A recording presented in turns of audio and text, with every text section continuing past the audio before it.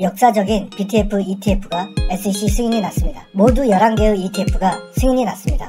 우리는 그 중에서 어떤 ETF를 사야 할까요? BITB ETF에 대해서 자세히 알아보도록 하겠습니다. 네, 역사적인 날이었죠. 비트코인 현물 ETF가 드디어 승인이 났습니다. 1월 10일 첫날 비트코인에 들어온 현금 흐름을 살펴보면요. 인플로우, 그러니까 비트코인 ETF에 들어온 현금이 어느 정도였냐 라는 것을 확인해보면요. 비트와이즈가 가장 많은 2억 3천만 달러 이상 들어왔고요. 그 다음에 피델리티가 들어왔습니다.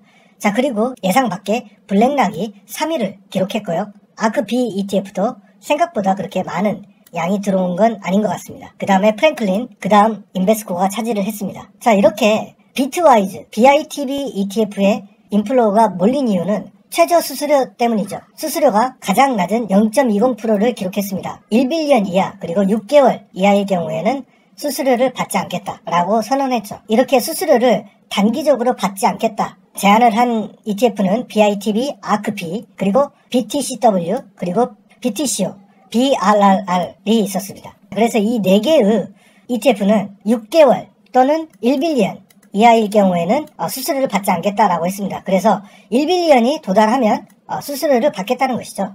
자, 그래서 이 4종목에 투자를 한다면은 1빌리언이 안 되길 기도해야겠네요. 그리고 IBIT, 이 블랙락 같은 경우는 무려 12개월 동안 0.12%를 유지하겠다라고 했는데요. 그 조건이 5빌리언입니다. 자, 그래서 IBIT가 어떻게 보면 단기적으로는 가장 유리한 ETF가 아닌가라고 생각이 들지만 어차피 거래세가 0.07이기 때문에 그 이후에는 0.25%죠. 자, 그래서 이 수수료를 아끼려고 처음에 IBIT 들어갔다가 그 다음에 BITB로 이렇게 갈아타는 이런 일들을 했을 때 0.14%의 사고파는 수수료가 나오기 때문에 처음부터 장기 투자를 계획하고 있다면 BITB가 낫겠죠. 다음은 전문성입니다. 비트와이즈 같은 경우는 지난 6년간 코인 관련 펀드를 운영한 경험이 있습니다. 그리고 미국에서 가장 큰 크립토 매니지먼트 회사이죠. 자, 그렇기 때문에 물론 피델리티나 블랙락 그리고 인베스코처럼 엄청난 ETF를 운영하는 그런 회사도 있지만 그래도 코인 관련 분야에서는 비트와이즈를 미국에서 따라갈 회사가 없다. 이런 전문성 때문에 BITB가 몰린 게 아닌가라는 생각을 해봅니다. 그리고 비트와이즈는 다양한 코인 관련 ETF를 보유하고 운영 중이고 앞으로 이더리움도 신청할 예정이기 때문에 코인 관련으로는 비트와이즈가 당분간 우세를 점할 가능성이 높겠죠. 자, 그리고 제가 생각하는 네 번째 이유는 바로 주식의 가격입니다. 23.46입니다.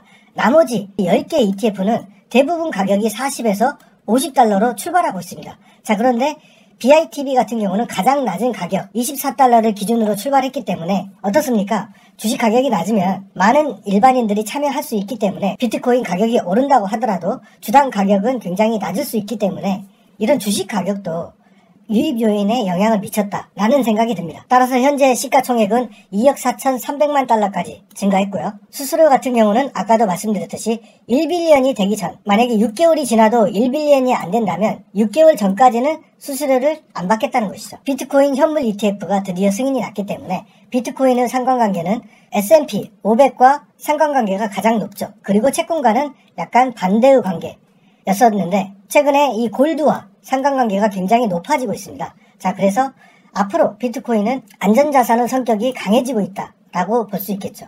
지금 현재 반감기를 추정하는 자료에 따르면 빠르면 24년 4월 10일 혹은 늦으면 24년 4월 22일 이때가 반감기가 되는 것이니까 약 지금 3개월 정도 남았다라고 볼 수 있겠죠. 자, 그런데 진짜 가격이 몇 배씩 오를까라는 생각이 듭니다. 자, 그게 무슨 얘기냐면 처음에 반감기가 지났을 때 그 전에 최고가와 반감기 이후 최고가는 약 36배 차이가 났습니다. 자, 그런데 그 다음 반감기의 최고가와 그 전에 최고가를 비교하면 17배 차이가 났습니다. 자, 그리고 2000년 5월 11일 반감기 이후 최고가와 그 이전을 비교하면 3.5배 차이밖에 나지 않았습니다.